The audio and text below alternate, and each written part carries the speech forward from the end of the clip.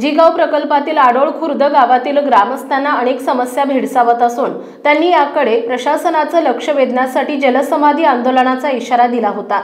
घरांसाठी कमी मोबदला 2 वर्षात गावठाणात प्लॉट देण्याऐवजी 2023 मध्ये दिले गेले, 2016 मध्ये जी रक्कम मोबदला म्हणून दिली गेली त्यात घर घेणं शक्य नाही। त्याचबरोबर नवीन गावठाण तयार होत असताना ठेकेदार आणि सरकारी अधिकारी यांच्या संगनमताने गावठाणातील कामे ही अतिशय निकृष्ट दर्जाची झाली आहेत असा ग्रामस्थांचा आरोप आहे।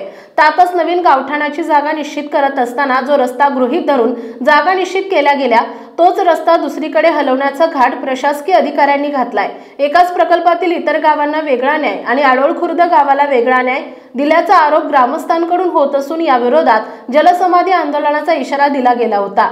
दरम्यान शुक्रवारी म्हणजेच 15 ऑगस्ट रोजी ग्रामस्थांनी कुटुंबातील सदस्यांसह पूर्णा नदी पात्रात जलसमाधी आंदोलन करण्याचा निर्णय घेतला। सकाळी 10 वाजल्यापासून ग्रामस्थ येण्यास सुरुवात झाली।